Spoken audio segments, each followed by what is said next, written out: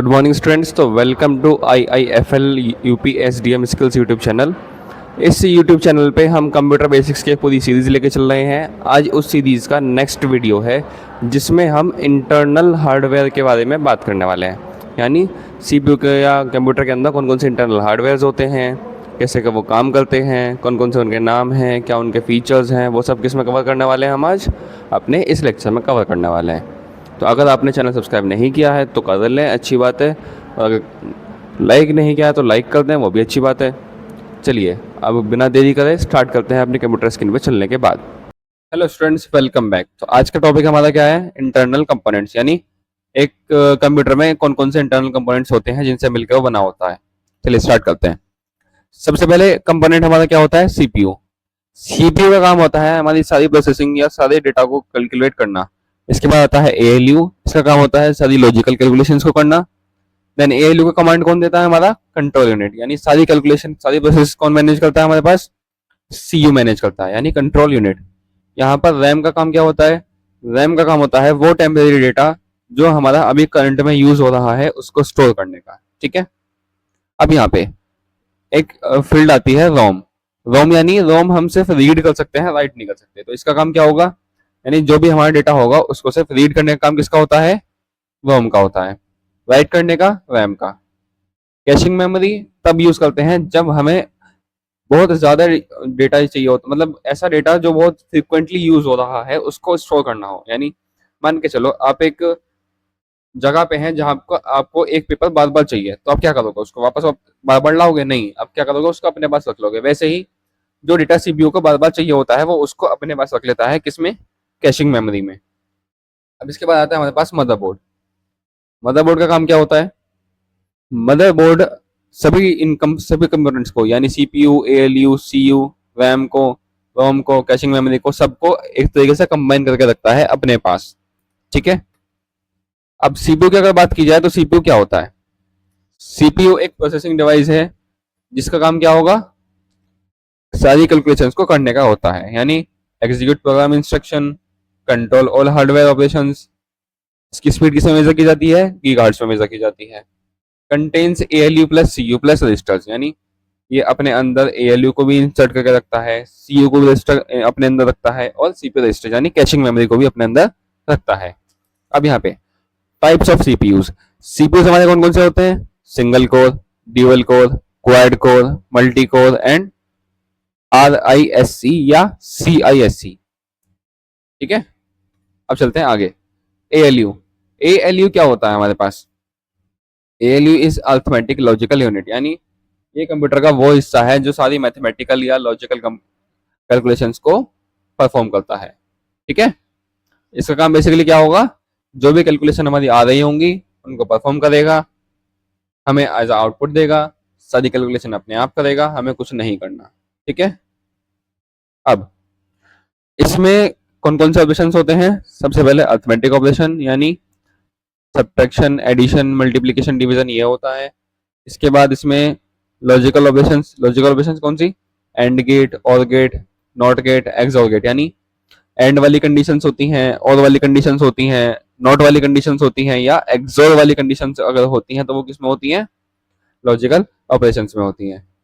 Shift operation यानी left shift, right shift, arithmetic shift, logical shift, ये सारी calculations कौन करता है हमारे पास? अर्थमेटिक लॉजिकल यूनिट करता है।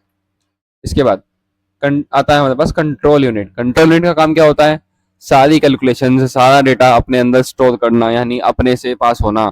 एक तरीके से आप इसको वॉचमैन बोल सकते हो। यानी CPU की सारी निगरानी, सारी देखभाल कौन करता है? यहाँ पे कंट्रोल यूनिट करता है। इसको हम ट्रैफिक मैनेजर भी बोलते हैं एज अ, क्योंकि ये CPU के या ALU पे जाने वाला पूरा ट्रैफिक अपने आप मैनेज करता है।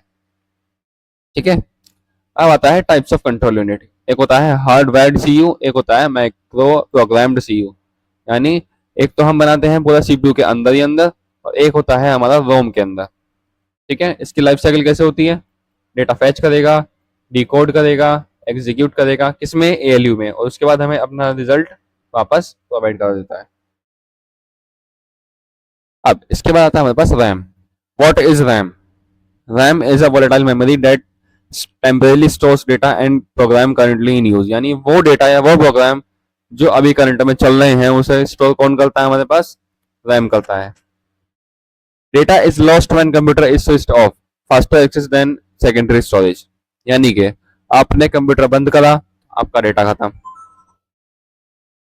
अगर ये, लेकिन ये एक इसका ये फायदा है कि ये थोड़ी सी फास्ट होती है। फास्ट कैसे, ये हमारी सेकेंडरी मेमोरी से बहुत ज्यादा फास्ट होती है। जहां सेकेंडरी मेमोरी को डेटा लोड करने में मान लो 1 सेकंड लगा, इसको कितना लगेगा, मैक्स टू मैक्स 5 या 4 सेकेंड्स। ठीक है। इफेक्ट्स क्या होंगे इसके, वॉलेटाइल है यानी डेटा लॉस्ट है। मॉडर्न स्पीसीज में हम 8 से 64 GB रैम यूज करते हैं।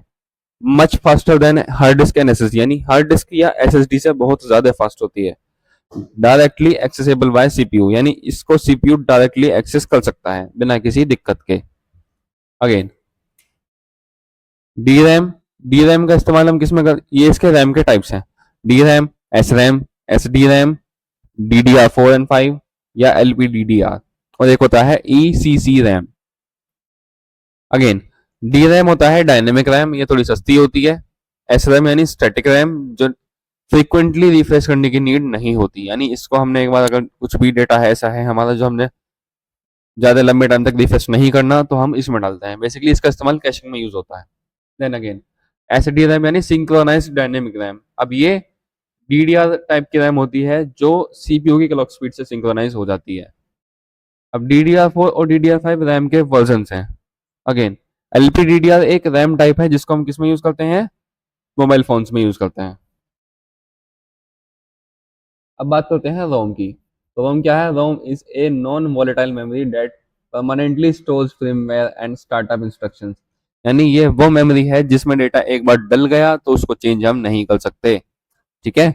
Data is retained even when power is of, contains the BIOS या यूईएफआई डेट इनिशियलाइज हार्डवेयर। यानी इसके अंदर वो कोड होता है जिसकी हेल्प से हम डेटा या फर्मवेयर को हम अपने सिस्टम में इंस्टॉल करके रखते हैं। इसमें सबसे पहला है टाइप्स ऑफ रोम।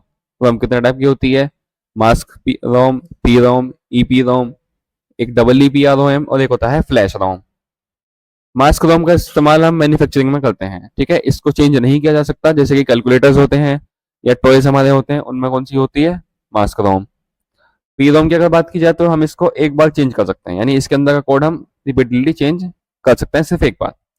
एक बार चेंज हो गया उसके बाद हम इसको चेंज नहीं कर सकते। ईपी रोम में क्या होगा, हम इसको चेंज कर सकते हैं किसके हेल्प से, यूवी लाइट की हेल्प से। ठीक है।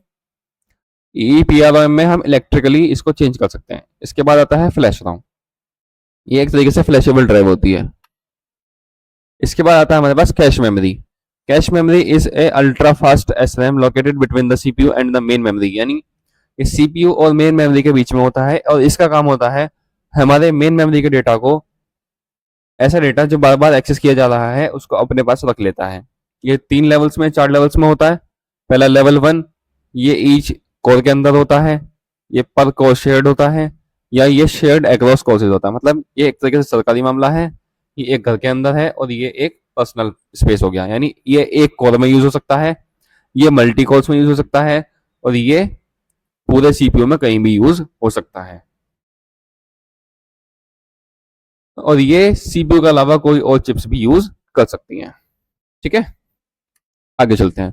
मदरबोर्ड यानी एक तरीके से ऐसा बोर्ड है जो सभी को अपने अंदर कंबाइन करके रखता है, यानी whether it is a CPU or it is a RAM, ROM, doesn't matter what type of device you are using, just इसका काम क्या होता है, सभी डिवाइसेस को अपने अंदर स्टोर करने का होता है। ठीक है। इसमें कंपोनेंट क्या होते हैं, ATX, micro ATX, mini ATX और eATX, ये इसके टाइप हैं। अब रैम में कुछ की कंपोनेंट होते हैं, ये कंपोनेंट कौन कौन से, पहला CPU circuit, RAM slot, PCI slot, BIOS, UEFI slot, SATA ports होते हैं हमारे पास, USB हेडर्स होते हैं, पावर कनेक्टर्स होते हैं और चिपसेट्स होते हैं। ठीक है। अब रैम और रोम में कोई कंपैरिजन देखते हैं। इसका full name random access memory, इसका रीड ओनली मेमोरी। वोलेटाइल है, हाँ रैम बहुत ज्यादा वोलेटाइल है लेकिन रोम वोलेटाइल नहीं है। डेटा एक्सेस का किसका फास्ट होता है, रैम के पास रीड एंड राइट दोनों परमिशन है, यानी ये पढ़ भी सकता है और लिख भी सकता है, लेकिन रोम सिर्फ पढ़ सकता है, लिख नहीं सकता। स्पीड की अगर बात की जाए तो रैम फास्ट होती है लेकिन रोम या रोम जो होती है हमारी रैम से थोड़ी स्लो होती है। कैपेसिटी की अगर बात की जाए तो रैम हमारी 4 GB से लेके 128 GB तक की हो सकती है, लेकिन रोम किलोबाइट से लेके कुछ फ्यू MB तक की ही हो सकती है, MB से फालतू ये नहीं होती। यूज इसका यूज हम जो हमारे प्रोग्राम्स होते हैं उनको रन करने में करते हैं, ओएस में करते हैं, लेकिन इसका काम सिर्फ क्या होता है, बायोस या firmware स्टोर करने का होता है। इसके बाद अगर कॉस्ट की बात की जाए तो ये थोड़ी महंगी आती है और ये थोड़ी सस्ती आती है। अब ये होता है मेमोरी हायरार्की, यानी एक तरीके से बोल सकते हैं ना कि हमारे पहले मैं था, मेरे पहले पापा जी थे, उनसे पहले दादाजी थे, ऐसे ही सबसे पहले क्या था, सीपीयू रजिस्टर्स, उससे क्या आया L1 कैशे, L1 के बाद L2, L2 के बाद L3, ऐसे ही L3 के बाद क्या आता है, फिर डायरेक्टली रैम आता है, रैम के बाद हमारी SSD, SSD के बाद हार्ड डिस्क। अब आप जितना नीचे जाओगे उतना फास्ट, उतना स्लो डेटा होता रहेगा, लेकिन उतना ही चीप मिलेगा आपको, और जितना ऊपर जाओगे उतना फास्ट और उतना ही एक्सपेंसिव आपको मिलेगा। चलिए आज की वीडियो का समरी देखते हैं कि हमने आज की लेक्चर्स में क्या क्या पढ़ा है। सबसे पहले सीपीयू क्या होता है, सीयू क्या होता है, रोम क्या होती है, मदरबोर्ड क्या होता है, एएलयू क्या होता है, रैम क्या होता है और कैशे क्या होता है। चलो आज की वीडियो में इतना ही, मिलते हैं आपसे नेक्स्ट लेक्चर में। Till then stay